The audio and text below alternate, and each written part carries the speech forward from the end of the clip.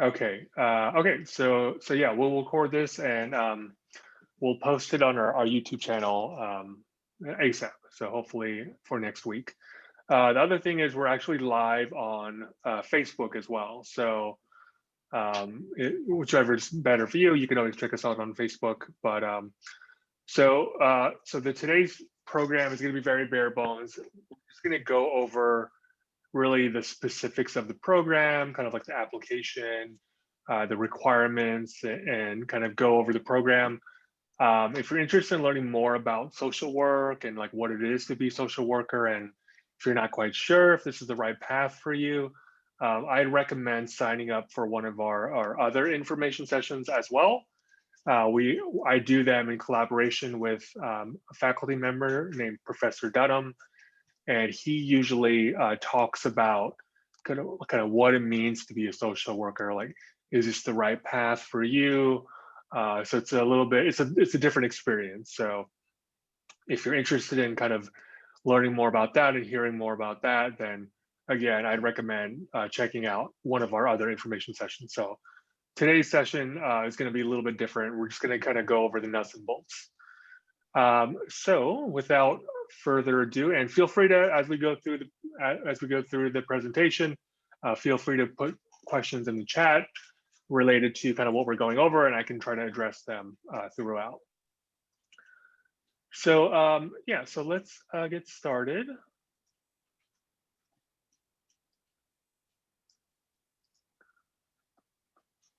Okay, so hopefully everyone can see this. All right, so again, welcome. So this is the UCLA Luskin Department of Social Welfare information session. So we'll talk about the program today. We'll talk a little bit about the PhD program as well. If you have questions about that, feel free to ask questions. All right. So the outline for the presentation, again, it's going to be very bare bones. We're just going to go over the nuts and bolts. So we're going to talk about distinction between MSW, the degrees, the curriculum, field education, all your admissions questions. Hopefully we'll answer tuition and fees, funding opportunities if you have a BSW, and then of course, employment, and then we'll kind of wrap up with different resources that are available, and then we'll go into a Q&A at the very end. All right, so the first question that we often get is, so we're the Department of Social Welfare. So a lot of people, they know what social work is, but they're not sure about social welfare. So what is a Master of Social Welfare? What is a Master of Social Work? So it's the same MSW degree. So if you want to get your MSW, if you want to go into social work, social welfare, social work, it's the same degree. So it's going to give you the same opportunities. It will allow you to do the same things. So, the titles are interchangeable. And again, so it's the same degree. So don't worry, if you are looking to go into social work, but you're not quite sure social welfare, it's the same degree. Okay, so we do have some joint degree programs with various departments at UCLA. So the good thing about this is it allows students to reduce the number of courses required for 2 degrees in less time. So in every joint program we have, you would save a year rather than doing them independently. So we have a joint degree with Asian American Studies. You would finish both programs in 3 years. We have a JD MSW. You'd finish in 4 years, public health and public policy. So all of those programs are going to save you a year. So if you're leaning towards maybe doing another degree later on, it's worth kind of exploring that, just because of the time and money it would save you, rather than completing one degree and then coming back later for the other, which it happens. It does happen. So in addition to this, I mentioned the PhD earlier. We also have a combined MSW PhD degree. So so in order to apply for our PhD program, you do need a master's degree. However, you can apply for our combined MSW PhD degree and that's going to allow you to get your master's on your way to your PhD degree. So if you have specific questions about that, feel free to hold it at the end, or you can put it in the chat. But that's our other program. It's a combined MSW PhD degree. So the important thing to kind of remember here is that you have to meet the admission requirements for each program, okay? And then you need to, you can choose which program you start in first. Usually with the field education, we kind of have things set up a certain way. But if for whatever reason you want to start in one program first, there's some flexibility there. But you want to make sure that you're meeting the requirements for both programs and the deadlines. So like School of Law, obviously standardized testing is going to be, a requirement for them, the LSAT or the GRE. So that's something that to keep in mind. So we don't have a GRE requirement anymore. But if you want to apply for a joint program, you have to make sure you meet requirements for both of those. Okay. So our program, what defines us is we have areas of concentration. We call them AOCs. So the 3 areas of concentration we have are child and family well-being. So some of the coursework that you would do here is trauma, working in child welfare and policy. And then we have health and mental health across the lifespan. And this is gonna, if you wanna go into like substance abuse, work on domestic violence issues, then that would be, the preferred path for yourself. And then and then social and economic justice is the third one. And this is, if you want to go into nonprofits and do a little more macro work, more issue related. So if you're interested in, working on poverty issues, criminal justice, yeah. So is everyone able to see this? I got a message in the chat that you're not seeing all the slides here. Are you able to see all the slides? Okay, let me stop the share here real quick. Let's try this again.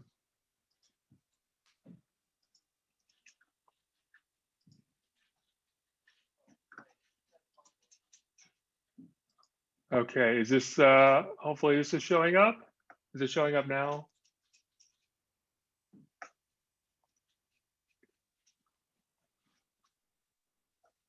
Okay.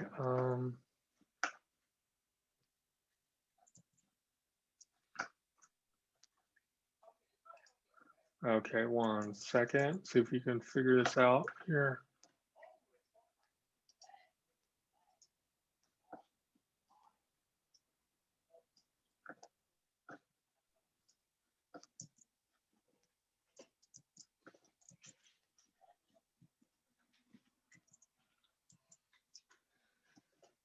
Okay, sorry, let's just try this one more time.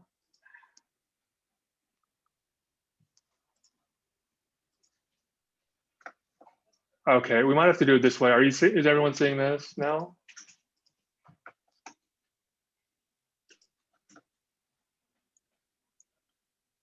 Okay, sorry about that. Zoom is not always my best friend. So yeah, let's just recap real quick then.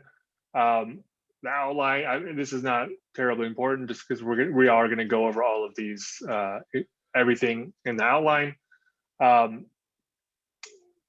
So like I mentioned before, so like social welfare and social work, just the main thing here is it's the same thing. It's the same degree. So if you have any questions, if you're worried, Master of Social Welfare, what is that?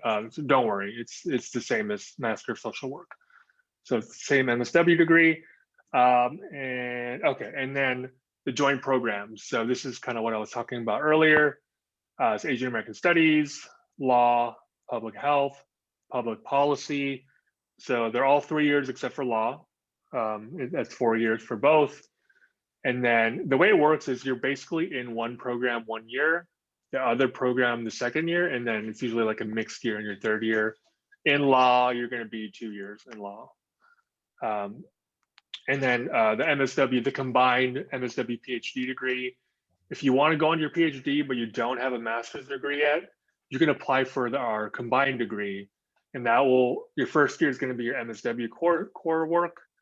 And once you complete that, you would move into the PhD track. So that's another option. It's not listed here, but if you're interested in PhD, that is available for you as well. Okay, so this is where we backtracked from. So the three areas of concentration, you have child and family well-being, health and mental health, social and economic justice. So when you're choosing an MSW program, I know a lot of you are probably looking at other programs, whether it be nationwide, California, Southern California. These are one of the things that's it's gonna be different depending on where you decide to go to school. So just keep in mind, we always say an MSW anywhere is an MSW everywhere, because we're all accredited under the same governing body. The curriculum and the field work, it's going to be similarities. So one thing that's going to kind of differentiate between some of the different programs are the areas of concentration. So you want to make sure that whichever program you choose, that they're able to really, delve deeply into where your interests are. But these are pretty common, I would say, in terms of people wanting to go into social work. And you also don't have to choose right away. So we're going to ask you in the application, which is your area of concentration, but we're not going to hold you to that. So if you change your mind, that's totally fine. If you're not sure, totally fine. Just choose whichever one you think kind of speaks most to you. So yeah, don't worry too much about that yet. Okay. All right. So something brand new that we launched this year is our MSW part-time program. So this is the first time we're actually doing this in our school's history. So as time goes on, it's probably going to change. But for now, it's pretty well defined in regards to who it's for and kind of the different limitations that you might have. So the first thing is it's only available for the Children and Family Wellbeing AOC, area of concentration. So if you're wanting to go in a different concentration, then this would not be the path for you at the moment. Again, that could change over time. It most likely will. You're still going to have in-person when we return to campus, there's going to be in-person on-campus classes. So the goal is to hold these in a non-virtual setting. So, you're going to start around 8 a.m., you finish around noon on Tuesday and Thursday only. So that's the same for full-time. We only have classes on Tuesday and Thursday. Full-time, you end a little bit later. And then the way that we try to make this work for you to be able to work is your field practicum, we're going to offer maximum flexibility. So there's not really any wiggle room around the Tuesday and Thursday classes. But for the field practicum, we're going to work with you to make sure that we can make it work for your work schedule. So there are two options for the part-time program. And we're on a quarter system here at UCLA. So 2-year program is going to be 6 quarters. So for the part-time program, it'll be 8 quarters if you're just going for your MSW degree. We also have something that takes 9 quarters. But what it's going to allow you to do is it's going to allow you to add a school social worker credential, the PPSC, on top of your MSW. So if you want to be a school social worker, then this would be a great option for you. So it's only 1 additional quarter, and you would complete the program with your PPSC credential as well as your MSW degree.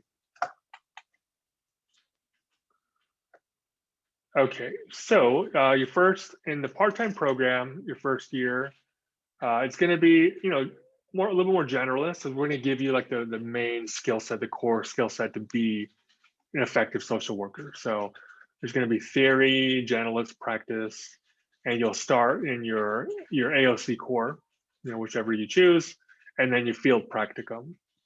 We'll talk a little bit more about field placement as well. So that is in the part-time program. And then for the second year, again, it's only children and family well-being.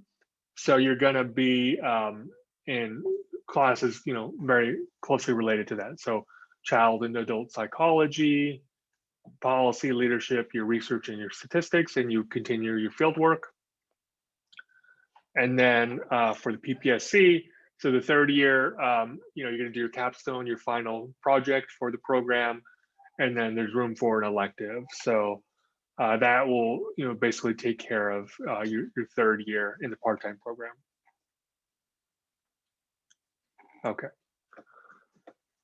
Okay, and then third year with your PPSC, obviously it's going to be a little bit more specific in terms of the coursework. So you're going to do your capstone like all the other students, but there's going to be some law, some psychology, your elective, and then your school social worker practice.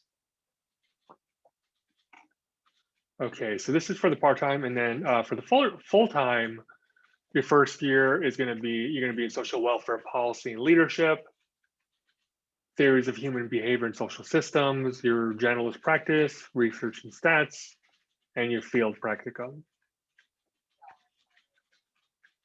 I want to say that for like leadership, we mentioned leadership a lot, and that's something to keep in mind when you're applying for our program. So we're trying to cultivate the next generation of leaders in the field. So that's something to kind of keep in mind when you're writing your essays and what you include on your resume. Our committee and our faculty really, really hold that, to high value leadership. So kind of keep that in mind as you go through the application process. And then your second year, so we're in the quarter system, so it's fall, winter, spring. So in your first year, at the end of winter quarter, that's when you have to choose your area of concentration. So you'll have a quarter to kind of figure things out, and then your second quarter, that's when you need to choose. So in your second year, once that happens, you'll have your area of concentration chosen. And the reason why we kind of time it that way is for your second year your field placement. So obviously we want it to match up with your area of concentration. And then your coursework is going to vary, obviously, as well in your second year once you choose your area of concentration. Okay, so field education. So this is, every accredited MSW program requires a field education component. So we want you to be practitioners, right? So we want you to take the theory and skills that you learn in the classroom and apply them in the field. So that's, a big part of field education. So it really helps you enhance your awareness and understanding of diversity, because everyone's different. Even if you look similar, everyone has different experiences. So a lot of being an effective social worker is about finding common ground. So this is really going to allow you to really enhance, again, your awareness and understanding of different people, and an opportunity to develop your professional self. So field education is graded, so you do need to pass field in order to complete the program. So and we have a good reputation in the community as well. So you will be a representative of the university, of your cohort, of the program. So it's an opportunity for you to really develop your professional self. And then your professional skills, you can acquire them through the definition development of intervention strategies in the field. So so the way our field education works, so in the first year, what we do is we send out a survey as soon as you're admitted, as soon as you accept our offer. We'll send out a survey asking you, what your interests are, what your experience is, and we're gonna totally pull a 180 on that. So if you're like, I love kids, I've always worked with kids, I have a lot of experience working with kids, we're gonna put you with old people. We're gonna totally take you out of like your comfort zone and really give you the skills to be able to, again, find common ground. Because even if you work with the children, they have parents, they have grandparents. So just having that balance and being able to work with all different kinds of people is really going to be of benefit to you in your career. And another thing that happens is if you're not sure of your area of concentration, having us place you outside of your comfort zone, it really helps you either really hone in on what you've always wanted to do, it will help kind of solidify that for you, or it will open the door to something you never even considered. Maybe you really enjoy your first year placement, and so sometimes that actually changes people's mind. So they totally change kind of the perspective and kind of the way they wanted to help people and the communities they want to serve. So that's what happens in your first year.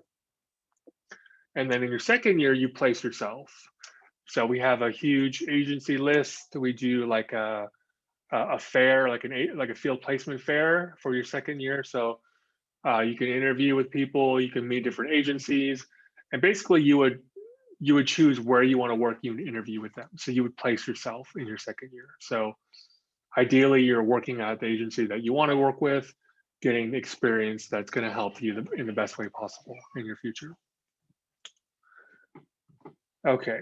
Okay. So that's, a basic rundown of the program, the coursework, the field education stuff. So let's go through the admissions criteria. So all this stuff is on the website, on our website. So if you have any questions, and in the application as well. But so there's a couple things I'll help clarify. So number one is transcripts. So you can upload your unofficial transcripts or your student transcripts, whatever you have available. You can go ahead and upload that to the application, because we need those to complete your review. So we're going to look at your coursework, we're going to look at your grades. So that's part of the review process. However, in order to admit you, we do need your official transcripts. So just from the place you receive your degree. So if you're a transfer student, we don't need your community college or your junior college transcripts, official transcripts.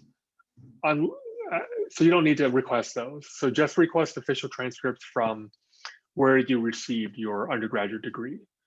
If there are courses that you took, or if there's prereqs that you've taken that are not in your undergraduate transcripts, then you can always upload those, your unofficials, to the application. But again, you don't need to request the officials for those. If you graduated from UCLA, you don't need to request official transcripts. We can pull those internally, but still upload your unofficials. And then for international students, we do need your TOEFL or your IELTS scores. So if there's anyone here that's applying internationally, feel free to leave questions in the chat, and we could talk more about that. But that's still required unless you received your undergraduate degree or master's degree, from a school in the US or the UK, Australia, somewhere where the instruction is English, as well as the daily life. English is the main language.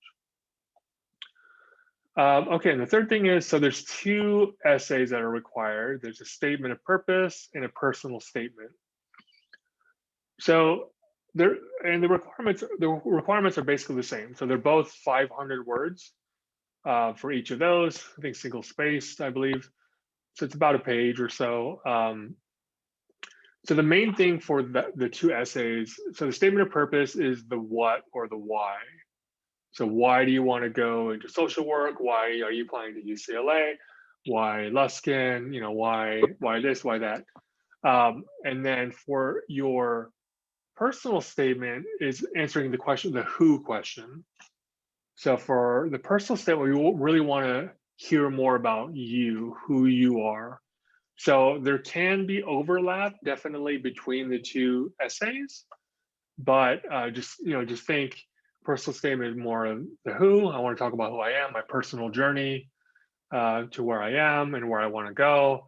Statement of purpose is why I want to do this. And so just kind of think of it that way. So for the letter, and then 3 letters of recommendation. So if you're pretty fresh, if you've graduated the past year or a couple of years, then it's probably better if you can get 2 academic letters and 1 professional. If you've been out of school for 5 years or more, we still, if possible. I know that's not always possible. We still would like an academic letter if you can get one. So if you can't get one, that's okay. But kind of think about your experiences. Think about the professors that you've dealt with, and if they're if you have good experiences, if you have good memories, then reach out and see if they if they have a that shared experience with you. But again, if not, don't worry too much about that. 3 professional is fine if you're unable to secure the 1 academic. Um, and then your resume. So I think it might say resume CV in the application, but a resume is probably better for our purposes. So I would say 2-page max. And then it's going to list, your employment, internships, and volunteer experience. So you can specify your months and your years in each position. And that just helps us, like if you're full-time versus volunteer, we know that you're putting in more hours full-time. However, we don't discredit any volunteer experience or internship experiences. As long as you're getting experience, working with vulnerable populations, that's really what we're looking for. So there was a question about minimum amount of hours of experience required. There really isn't a minimum. We have people who have who have been doing therapy and counseling for years, but they don't have an MSW. So they come back to get that. So they have thousands of hours of experience. And we have people straight out of undergrad where maybe the only experience is through internships or through volunteer experience. So the way we have our application set up holistically is to allow people to kind of balance out places maybe where they're not as strong as in. So like academics, if you finish your undergraduate degree, I mean, there's really nothing you can do about it at this point, with your grades, whatever they may be. But you still have control over your essays, and they carry similar weight. So just I always recommend kind of putting your best foot forward and really focusing on what you still have control over. And there was another question about the essays, the statement of purpose, the personal statement, making them stand out. Something that I think one thing you really need to do is construct it as a story. We want to know that you can write well, and this is our only opportunity for us to be able to see that. So you want to grab the reader's attention. You want to lay out everything in a very succinct and a very detailed and clear manner. For the statement of purpose, the why, it should be very defined, like why you want to do this. I would be very specific about the program. When we see, I want to go into social work or whatever, it's very easy to tell when it's the same statement of purpose that they're setting out to every program they're applying to. But when it's very specific, we know that they're talking specifically about UCLA. So it's always good to do like your research and your homework. Our faculty page lists all the research that our faculty are conducting.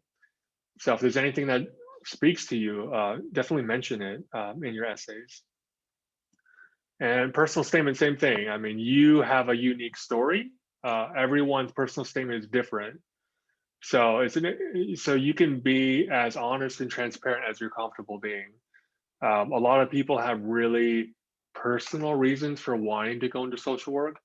Sometimes they are survivors, they're survivors from abuse, or they grew up in foster care, or they had brothers and sisters in juvenile detention, in and out, or parents. So that's a very, very specific, very real experience that people that have applied to our program. So, but understand that our community is going to be reading that. So I would just say be as honest and open and transparent as you're comfortable being. And that usually makes for a more compelling essay. Okay, so, and then, yeah, so everything, everything's digital. So you, other than the official transcripts, and those are actually can be digital as well. E-transcripts are actually better than mail, especially now. So if you do e-transcripts, there's no physical paper. Everything is digital. So upload everything onto the UCLA Graduate Division application online.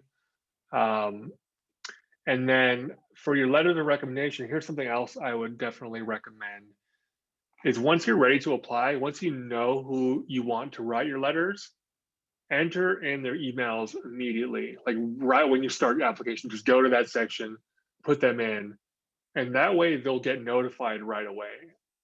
So that will give you time to complete your application, however long it takes, like a week. And then hopefully by the time you're ready to submit your application, your letters will have arrived from your letter writers. You don't have to wait for them to arrive in order to submit your application, but it's just going to be missing. So if you wait until you're submitted your application and then ask, then it could be another 2 weeks before they come in. So that's what I would suggest, doing it that way.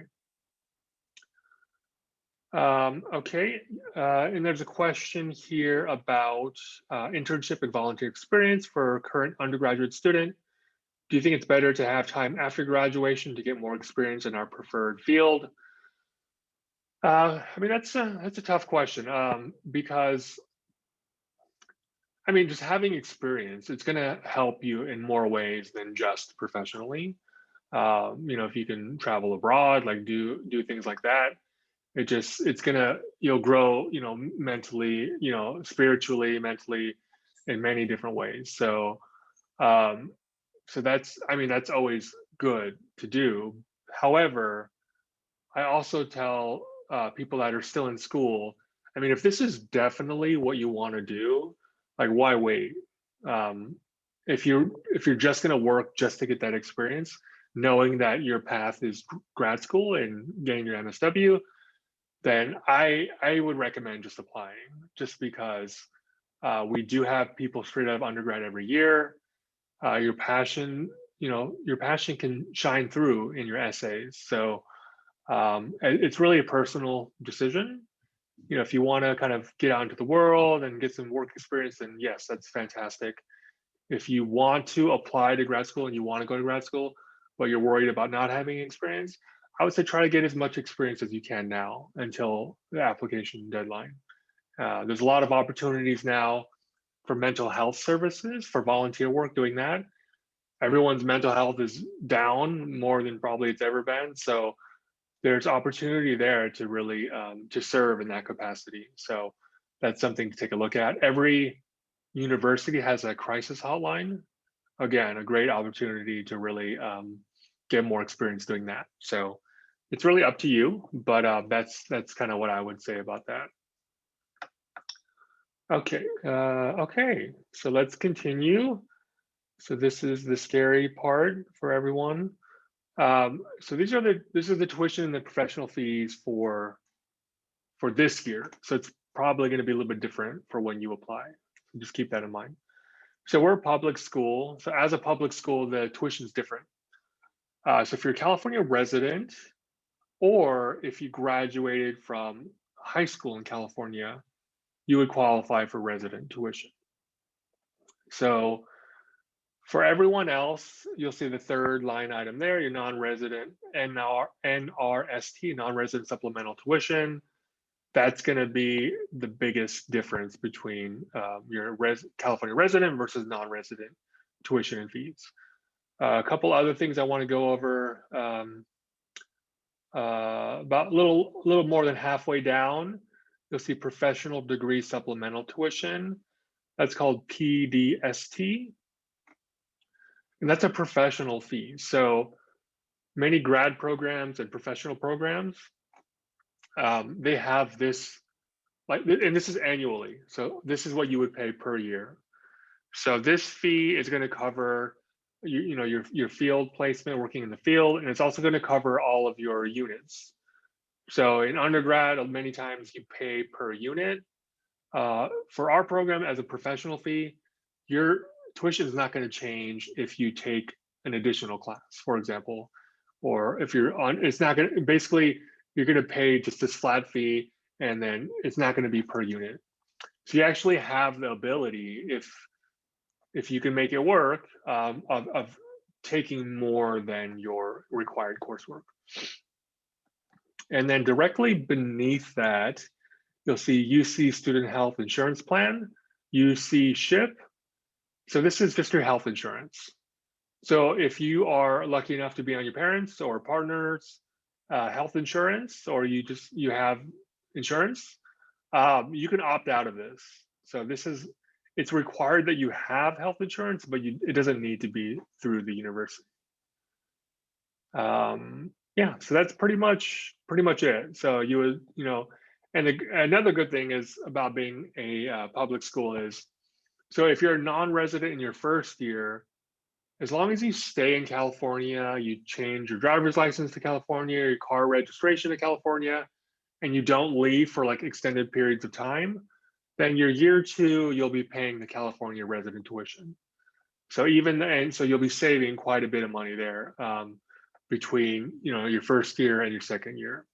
At private schools, it's the same across the board. Okay, so that's for the full-time program. So for the part-time program, we've kind of done it per quarter. So so the part-time program, you're taking 2 additional quarters. So the total cost is going to be $65,760. So the additional cost for the 2 quarters is $60,440. And this is for the entire program. And then for if you want to get your student or your school social worker credential, that additional quarter, so you'll have 3 additional quarters.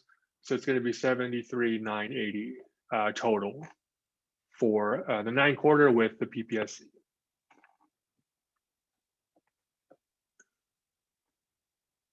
Okay, all right. Okay, so we'll talk a little bit more about fellowship. So a couple things to kind of clarify. So when you're an undergrad, call them grants, free money, right? So fellowship is kind of like the graduate, or maybe it might even be the UCLA version of a grant for advanced studies. So fellowships, it's free money again.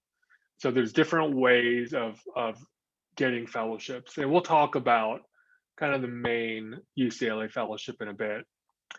But for the UCLA fellowships that are in the application, they're school-wide, so they are competitive. We don't have enough to cover everyone who applies for them, so keep that in mind. So here's another resource. If you just type in UCLA grapes, like the fruit, it will take you to a database, and you can specify who you are, what you're looking for, and it'll populate with different extramural funding opportunities that you might qualify for. So the great thing is you can actually apply for these up to a year before acceptance. So now is a great time to kind of look into this. Sometimes they're super specific. Like we did a panel the other day, and one of the students said she got like $5,000 just because she had bad eyesight or something like that. So there's very specific ones. We had one that was just for people with Armenian descent. So there's different kinds of funding. Definitely take a look at this because there may be something that applies specifically to you, and not everyone applies for these. So I would take a look at this. Okay, so this is the main fellowship that I mentioned that UCLA offers for first year incoming students. So it's called the Graduate Opportunity Fellowship Program. We call it the GOF or the GOF-P. So this is going to cover your fees and tuition for your first year. It does not cover the professional fees that we talked about. So keep that in mind. So it's going to cover your regular fees and tuition.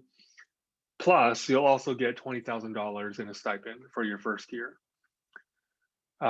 So the kind of the criteria is in the application, in the fellowship application. You take a look at that. But basically, it's looking for diversity in the field.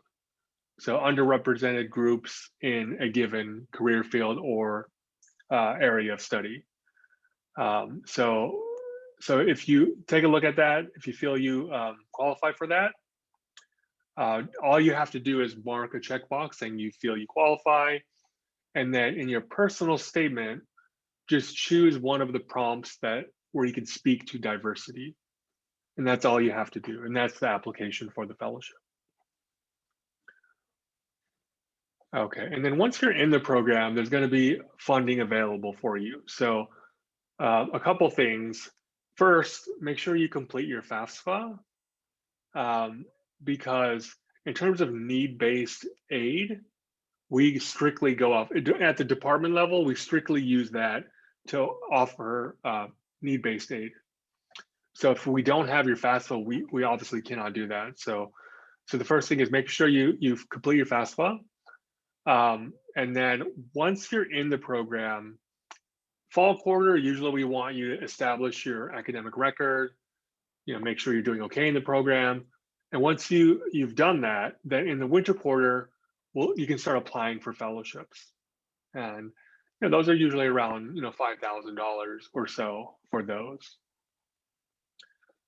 So here are some examples of different kinds of fellowships that we have. And we always have different new fellowships as well, through endowments, through through alumni. So we send out calls for applications to all of our students once these are ready to go, and all you have to do is apply. We usually have more money than we have applications for, so you usually will receive something. Okay.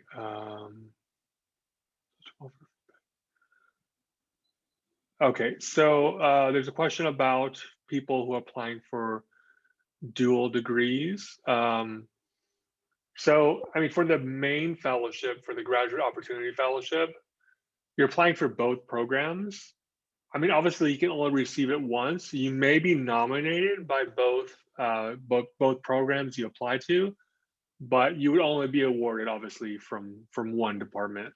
So you can still receive and apply for the fellowships as a joint degree student. And then for the departmental fellowships, the year you're with us basically is when you can apply for those fellowships, and then the other program you're going to be in, they'll have similar opportunities for you for funding. Okay, so yeah, and then we have 3 different stipend programs that you can apply for as well. And this doesn't happen until we know that you're coming. So once we admit you, once you accept, then we'll send out applications for these stipends. We'll talk about them. So this is public child welfare, so CalSWEC. So these are for people who want to go into child and family well-being. So it's a 2-year stipend, and you receive $18,500 each year. So it's a stipend, but it's a payback stipend. So your payback is accomplished by 2-year post-MSW employment in public child welfare agency anywhere in the state of California.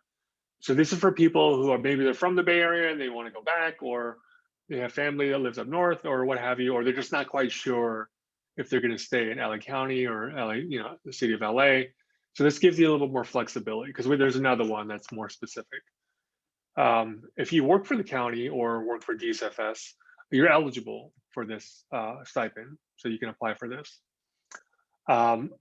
You can also double up. Like if you receive the Graduate Opportunity Fellowship, it doesn't mean you can't apply for this. You could still apply for this. You could potentially get both, depending. It all depends. But getting one does not preclude you from getting the other.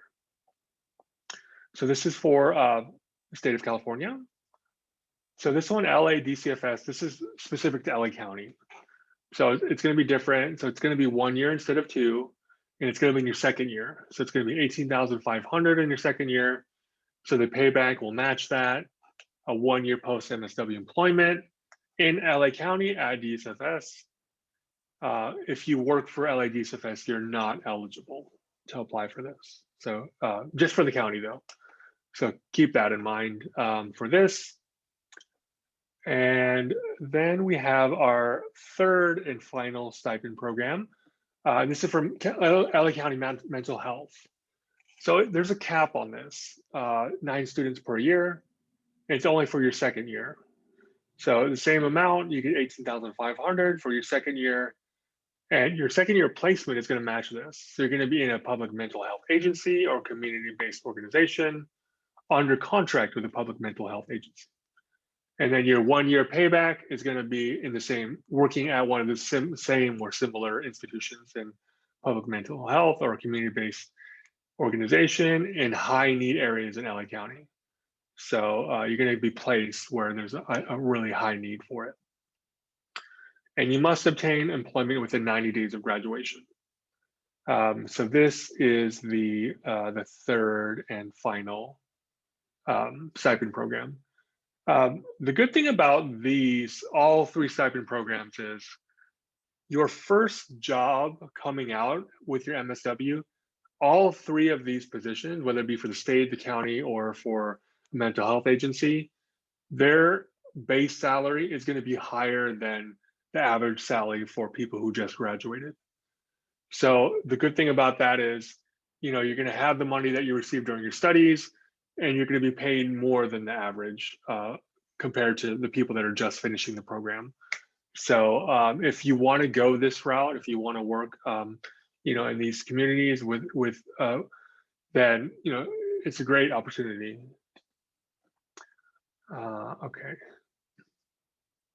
Okay. So does anyone have a BSW? Anyone have a Bachelor of Social Work?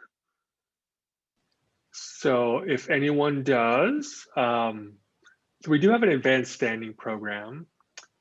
So the way our program works is, as an incoming student, so August 15th, so you would know, we would admit you accept.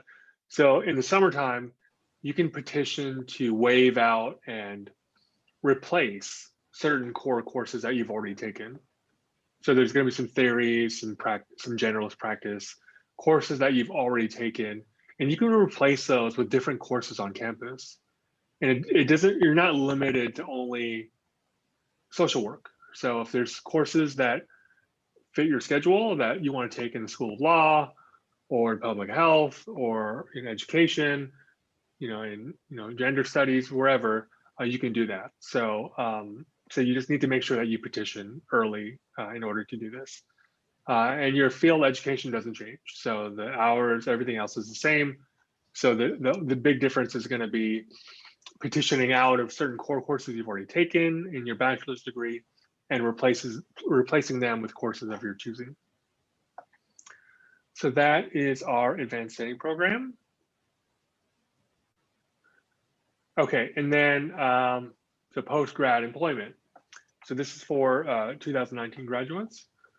So 90% employed within 6 months of graduation. It's pretty close to 100% within a year. 71% found employment through a connection built at Luskin. So the good thing about our program is that we're a department within a school. So we're social work, public policy, urban planning, and an undergraduate program as well, public affairs. So that's the Luskin community. So there's a lot of opportunity to really interdisciplinary work. So if you could like taking like an urban planning course or a public policy course, and there are opportunities, to kind of collaborate with other students, with other faculty, whether it be research or research centers. And then our alumni network, obviously it's that much bigger since we're 3 different departments. So, a good chunk of people find employment, and sometimes through their agency placement as well. Sometimes that leads to work as well. And then, the clinical piece, we are R1 Research Institute. So our research, is, a lot of what we do. However, for other programs or other people that may say UCLA is not clinical, our LCSW pass rate is around 90%. So around 9 out of 10 of our students pass on their first attempt every year. So every year we're either number 1 or number 2 in terms of our first attempt pass rate every year. So we do feel we prepare you very well for those looking to get licensure down the road. And in terms of where people end up, most people get, obviously end up in the public sector, 59%, 39% in nonprofit, and then 2% in private. Okay, so just a kind of a brief recap of everything. So it's a 2-year full-time program, six quarters, or it's 8 to 9 quarters for your part-time program, 8 quarters for your MSW, 9 quarters for your MSW plus your school social worker credential.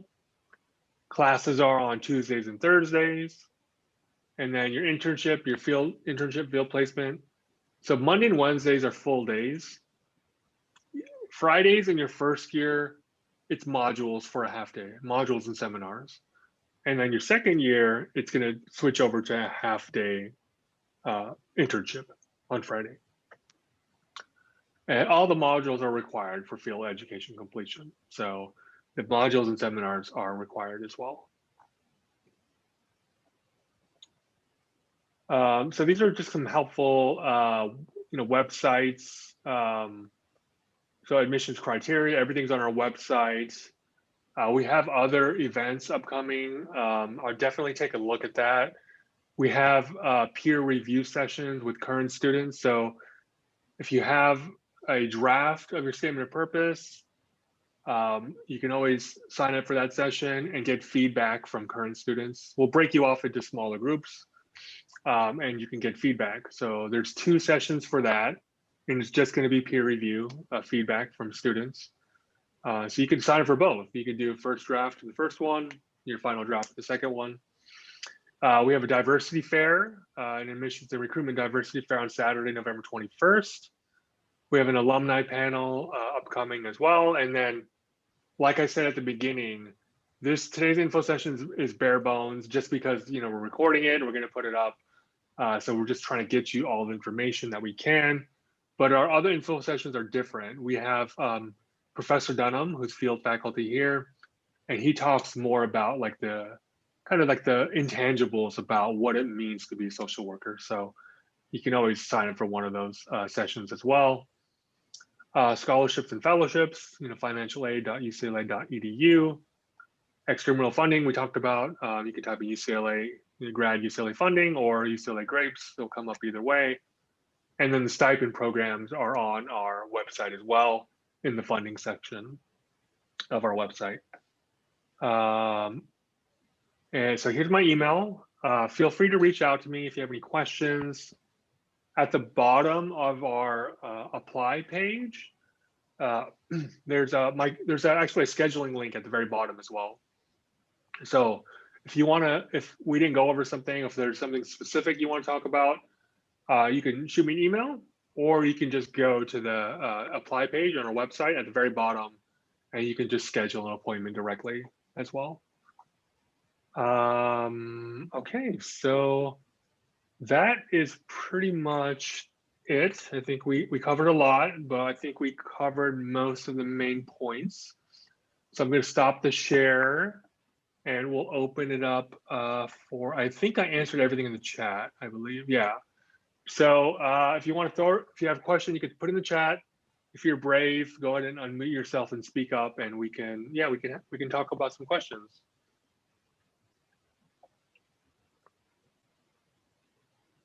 Okay, we have a question from Lily. For those who want to become an LCSW, what is the process between graduation and becoming fully licensed? So, so the process is post MSW. You do need 3,000 post MSW hours, and you do need to be under direct supervision of an LCSW.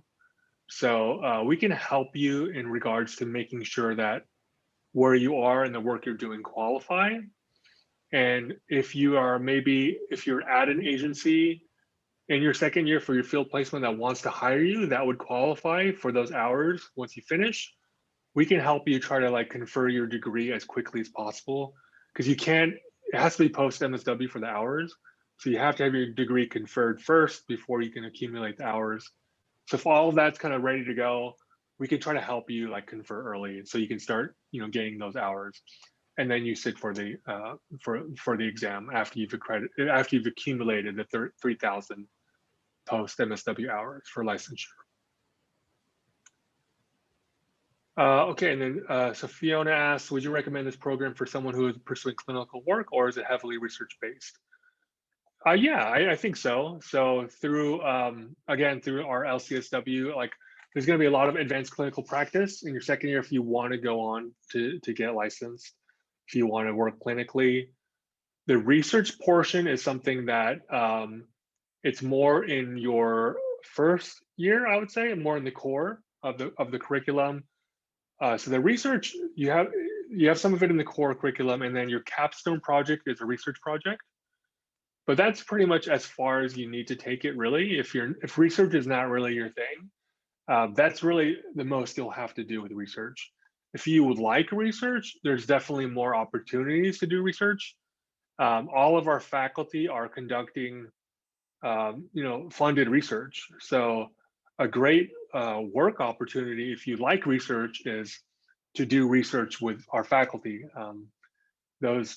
That research position generally pay really well, and there's opportunity for fee remission, which helps with some of your tuition costs. So it just kind of, I think we do prepare you well if you want to go the clinical route. But and for the research, there's some in the program, but you don't have to do more than the required minimum, which is the capstone and some of your core coursework. Okay. Okay. So there's a question from Michelle about the internship placement. So again, for the internship placement, your first year, we're going to place you. We're going to place you somewhere that maybe that you don't have, hopefully you don't have experience with. So if you have a lot of experience with kids, we're not going to put you with kids in your first year. And that's something that we'll do over summer as an incoming student. So that should all be set up, obviously a couple weeks before at least you start the program. Oh, and another thing is for field placement, we try to put you close to where you live for your field placement. So some people commute, an hour, 2 hours, or what have you to campus for classes. So if you'll still need to come for classes, however, for your field placement, we ask you where you live. We have agencies from here up to Santa Barbara. So we'll try to place you close to where you live in your first year. Second year, you place yourself. So that's really up to you kind of in terms of your commute. Let's see, Miranda. How many students are admitted each year on average? So our cohort is generally 100 students. This year, we have our biggest class, I think, in our school's history, and that's 115. And that's the biggest class we've ever had. So usually we're right around 100 students, maybe a little less, maybe a little bit more. So we're a small program. UCLA is a big school, but we're a small program.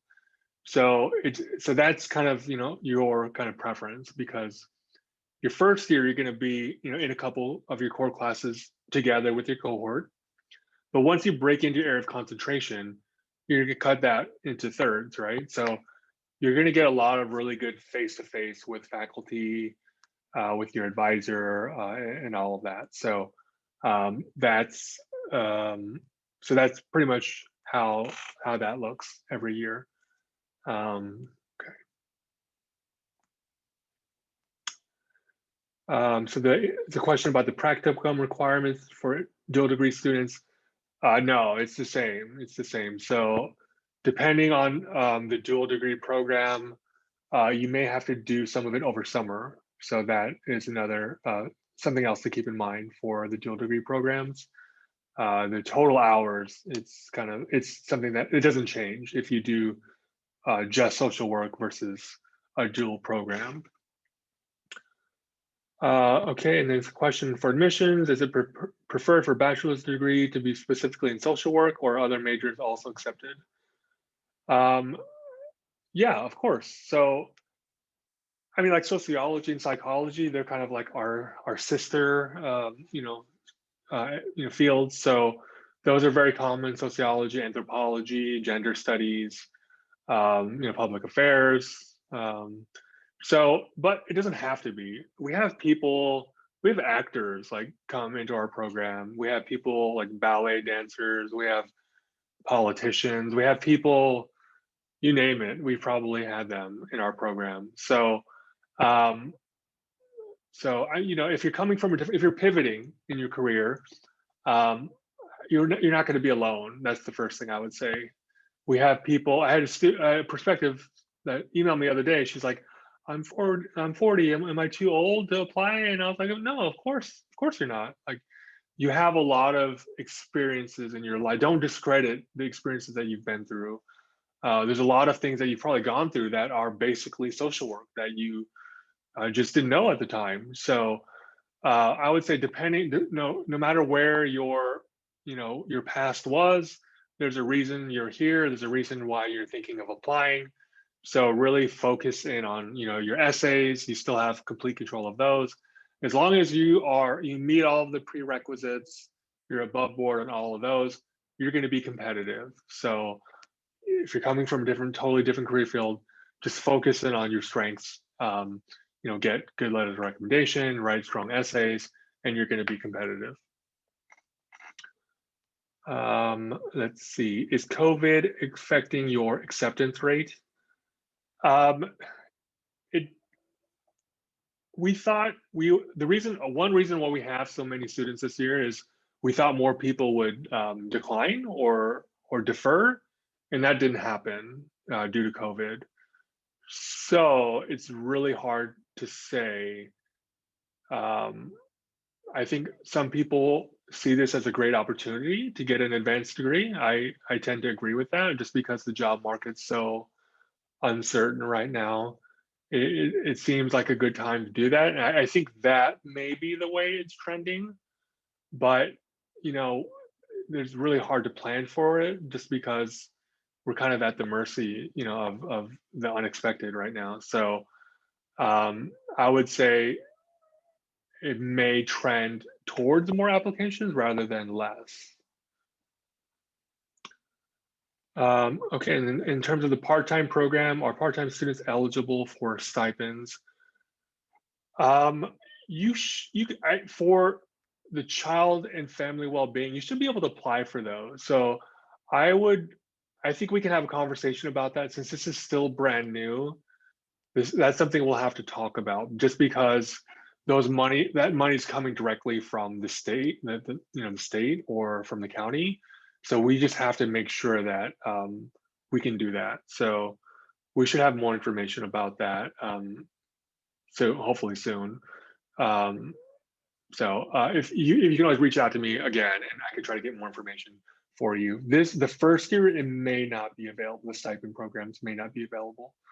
But when we have more information, we'll definitely let everyone know. Okay, and then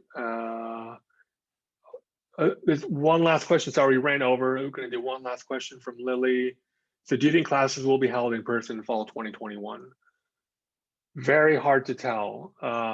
We are continuing virtual learning through the winter, so we're all going to be virtual until March at the very least. I think it's going to just depend from there on how things go. I would imagine like a hybrid of sorts. Your field education is probably best done in person. So that would be the preference to have field 100% in person.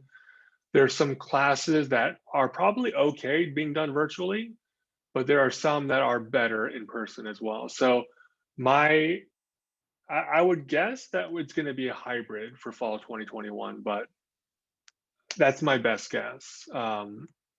We just don't know, but we are in contact with another great thing of being a part of UCLA is we get a lot of the best, most up-to-date information through our Fielding School of Public Health. So they're one of the schools that are working closely with the federal government in regards to the pandemic response. So a gateway to UCLA and being a part of the community is another great reason to apply. So we went over, I'm sorry, I'm losing my voice as well, but if you have any other questions, you have my email. We will post this again on our YouTube channel, hopefully this coming week. Again, feel free to register for any other course, any other events you think might be helpful. Otherwise, yeah, check out our website, look at the application, and yeah, reach out. We're here to support you along this process. So I'm really glad you all came on a Saturday, spent some time with me. I don't get to see anyone in person in real life anymore, so it's good to see you all virtually. So thank you again for your interest. I hope to read your applications very soon. All right, so thank you everyone and have a great weekend. Take care. Thank you.